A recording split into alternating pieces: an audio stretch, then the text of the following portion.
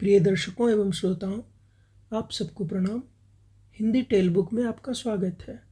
मैं हूं मोहित और आज आप सुनेंगे उषा प्रेमवदा जी की लिखी कहानी वापसी।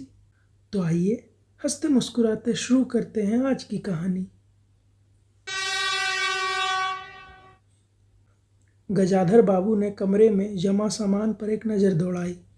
2 बॉक्स, डोलची, बाल्टी। यह डिब्बा कैसा है गणेशी? उन्होंने पूछा।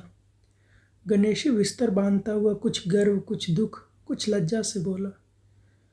घरवाली ने साथ को कुछ बेसन के लड्डू रख दिए हैं। कहा बाबूजी को पसंद थे। अब कहाँ हम गरीब लोग आपकी कुछ खातिर कर पाएंगे।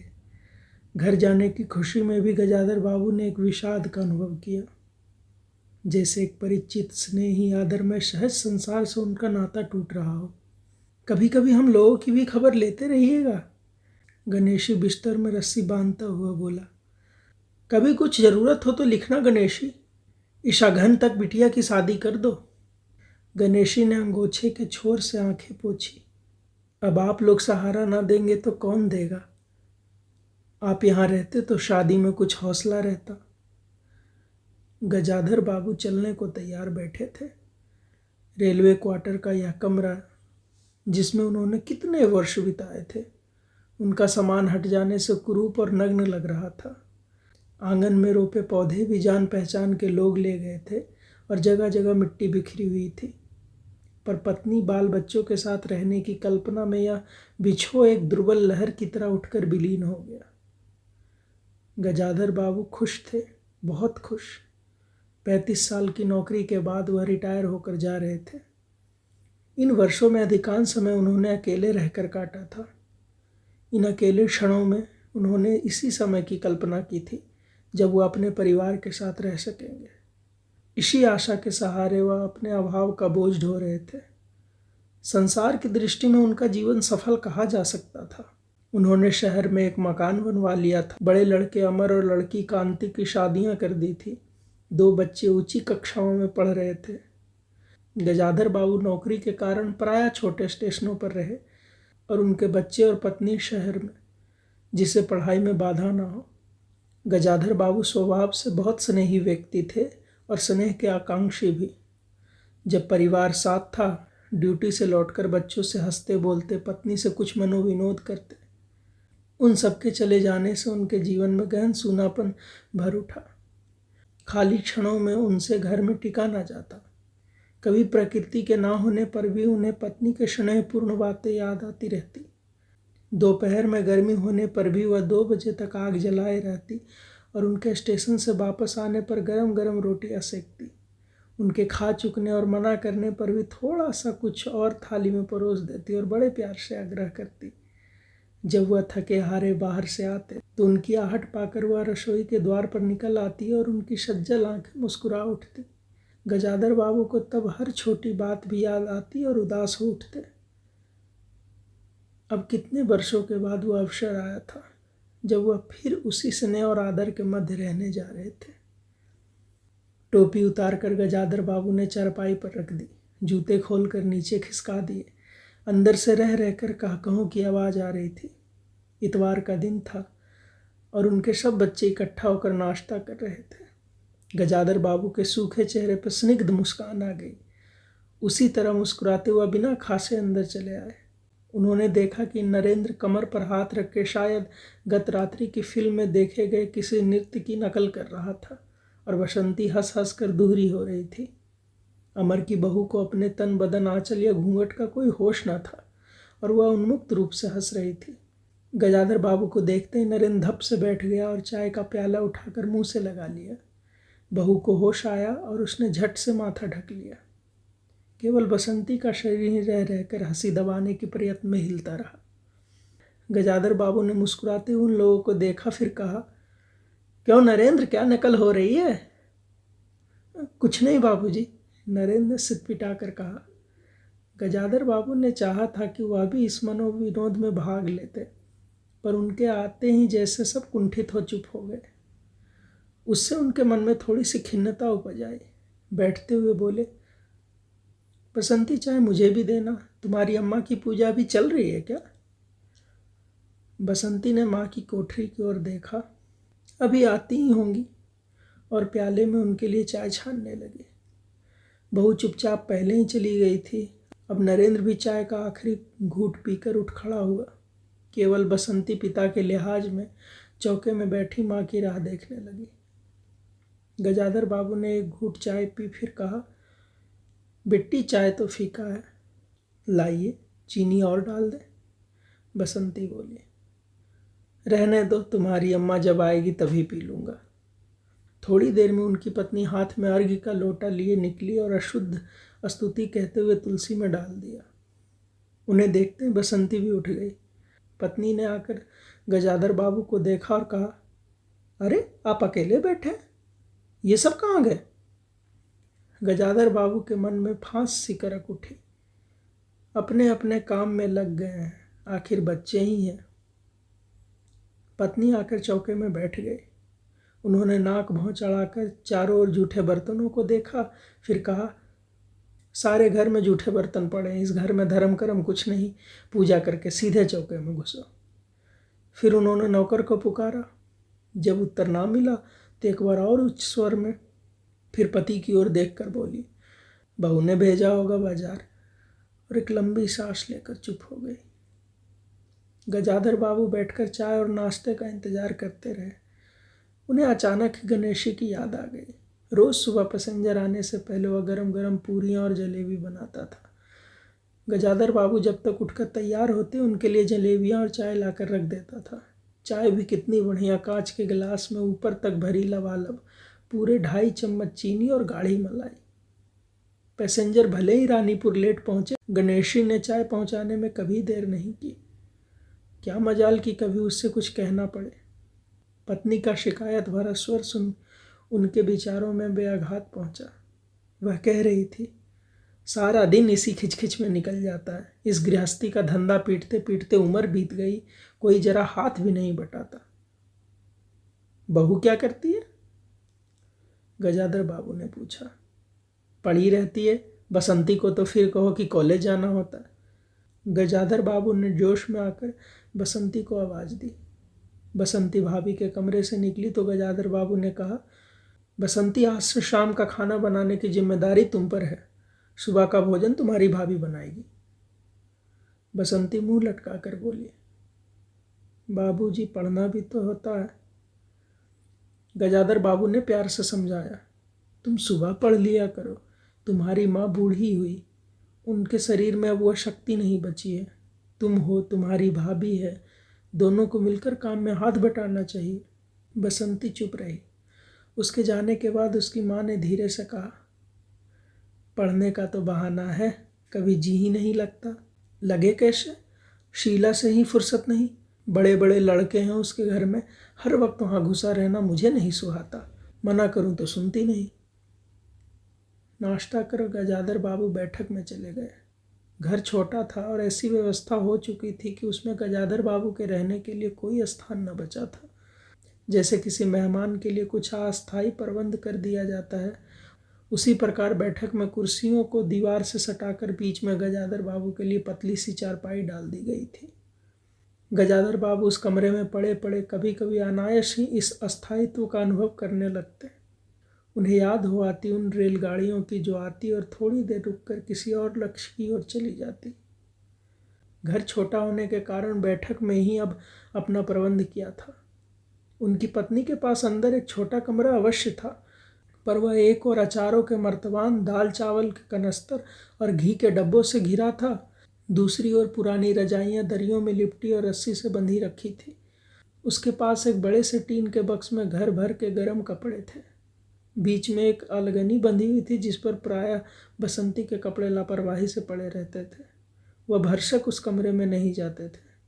घर का दूसरा कमरा अमर उसकी बहू के पास था। तीसरा कमरा जो सामने की ओर था, बैठक था। गजाधर बाबू के आने से पहले उसमें अमर की ससुराल से आया बेंत की 3 कुर्सियों का सेट पड़ा था। कुर्सियों पर नीली गद्दियाँ और बहू के हाथों के कढ़े कुशन थे। कभी कभी उनकी पत्नी को कोई लंबी शिकायत करनी होती तो अपनी चटाई बैठक में डाल पड़ जाती थी। वह एक दिन चटाई लेकर आ गई। गजाधर बाबू ने घर गृहस्थी की बातें छेड़ी। वह घर का रवैया देख रहे थे। बहुत हल्के से उन्होंने कहा कि अब हाथ में कम पैसा रहेगा, कुछ खर्च कम होना चाहिए। सभी खर्च तो वाजिब वाजिब हैं, किसका पेट काटूं? यही जोड़ गांठ करते करते बूढ़ी हो गई, न मन का पहना न ओढ़ा। गजाधर बाबू ने आहत विस्मित दृष्टि से पत्नी को देखा। उनसे अपनी हैसियत छिपी न थी। उनकी पत्नी तंगी का अनुभव कर उनका उल्लेख करती यह स्वाभाविक था, लेकिन उसमें सहानुभूति का पूर्ण अभाव गजाधर बाबू को बहुत खटका।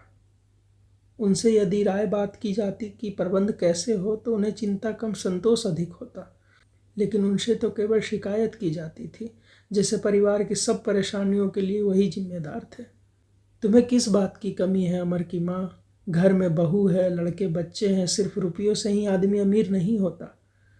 गजाधर बाबू ने कहा और कहने के साथ ही अनुभव किया कि यह उनकी आंतरिक अभिव्यक्ति थी, ऐसा कि उनकी पत्नी नहीं समझ सकती।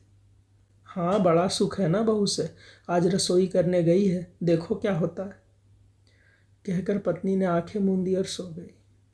गजाधर बाबू बैठे हुए पत्नी को देखते रह गए। यही थी क्या उनकी पत्नी, जिसके हाथों के कोमल स्पर्श, उसकी मुस्कान की याद में उन्होंने संपूर्ण जीवन काट दिया था। उन्हें लगा कि वह लावण्यमयी युवती जीवन की राह में कहीं खो गई है और उसकी जगह आज जो स्त्री है वह उनकी मन और प्राणों के लिए नितांत अपरिचित है।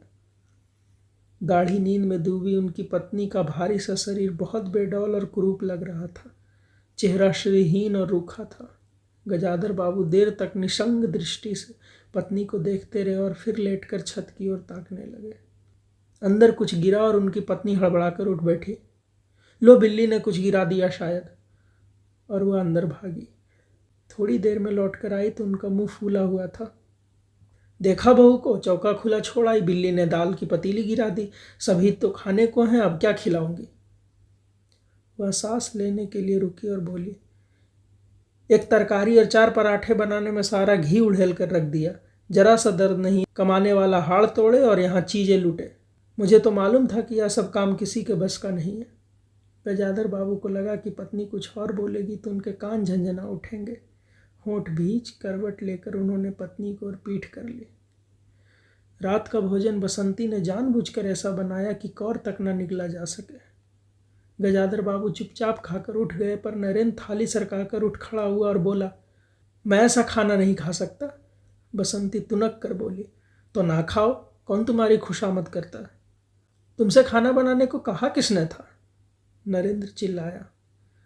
बाबूजी ने। बाबूजी को बैठे बैठे यही सूझता है। बसंती को उठाकर माँ ने नरेंद्र को मनाया और अपने हाथ से कुछ बनाकर खिलाया।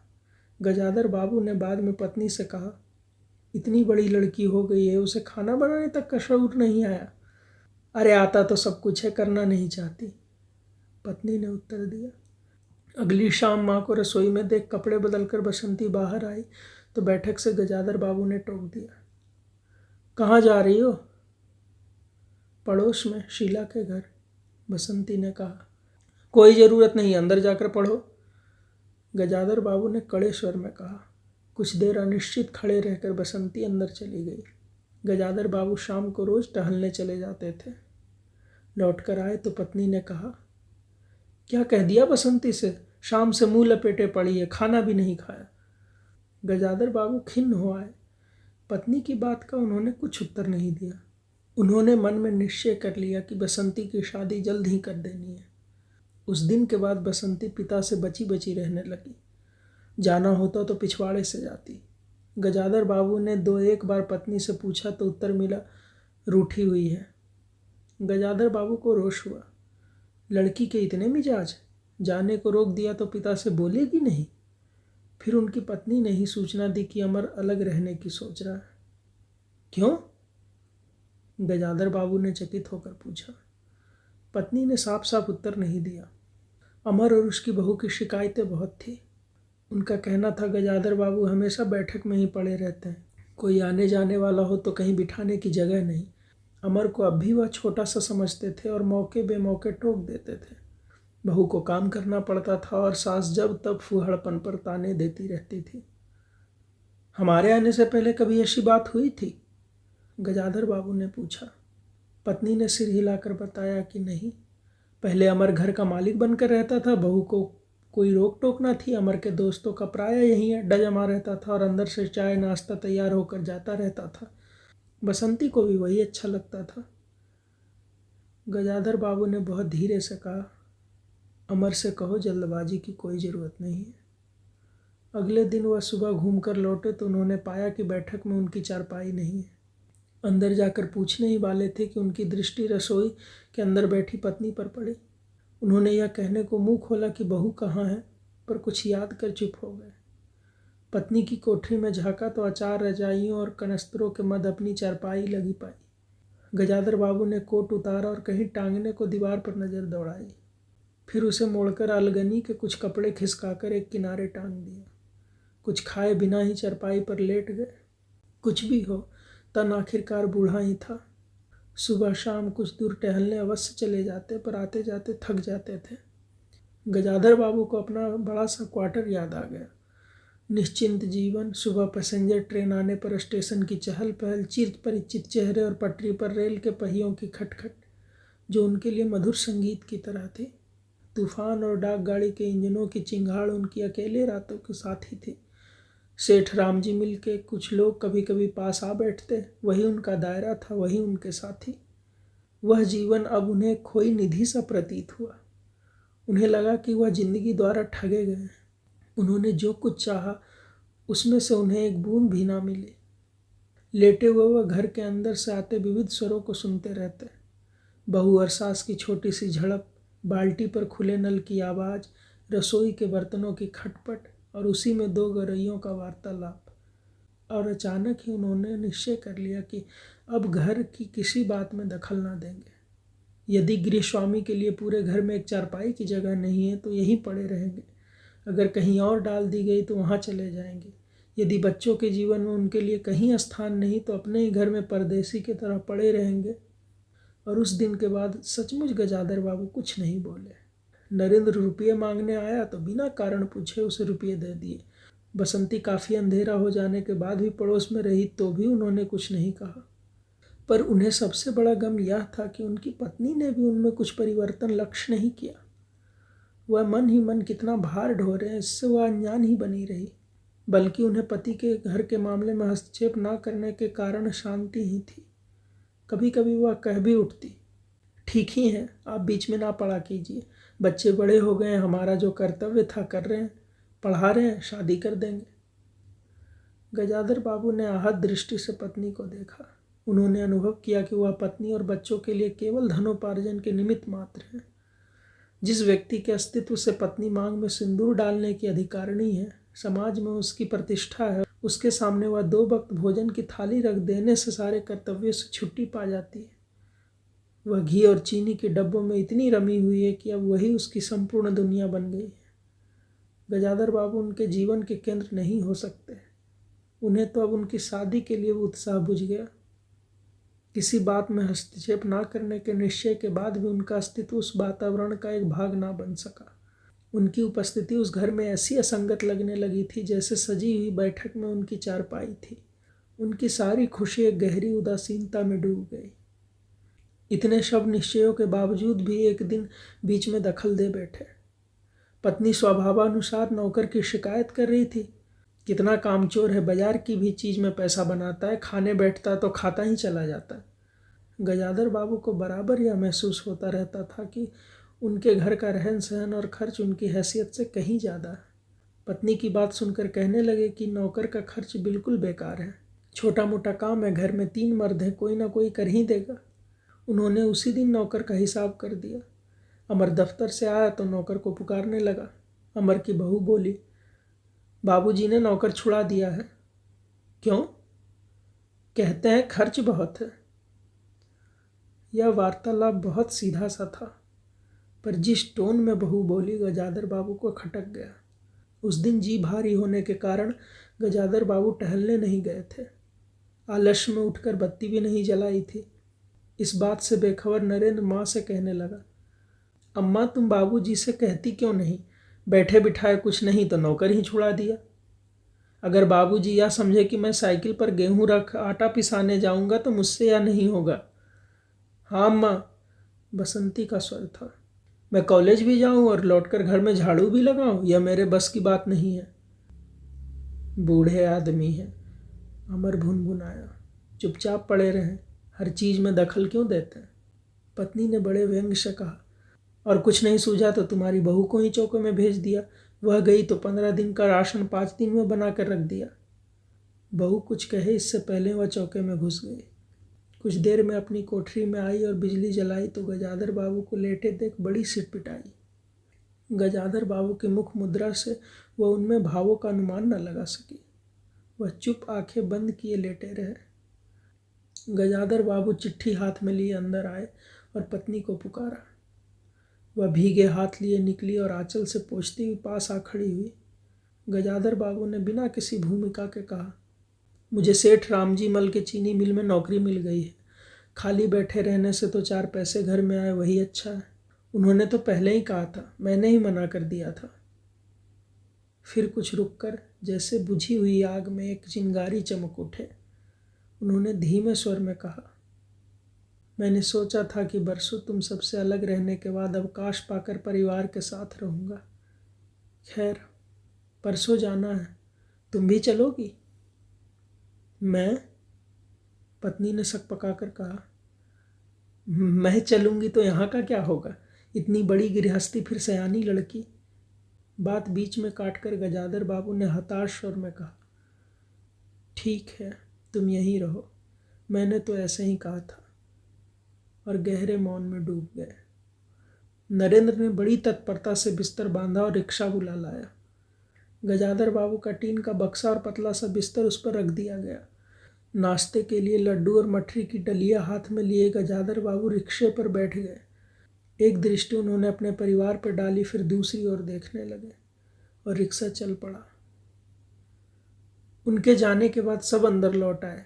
बहू ने अमर से पूछा, सिनेमा ले चलिएगा ना? बसंती ने उछलकर कहा, भैया हमें भी। गजाधर बाबू की पत्नी सीधे चौके में चली गई। बची हुई मठरियों को कटोर दान में रखकर अपने कमरे में लाई और कनस्तरों के पास रख दिया। फिर बाहर आकर कहा, अरे नरेंद्र, बाबूजी की चारपाई कमरे से निकाल दे, उसमें चलने तक की जगह नहीं है।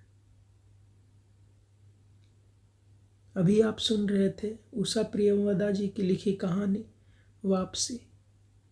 जल्द ही हम लौटेंगे एक नई कहानी के साथ। तब तक के लिए धन्यवाद।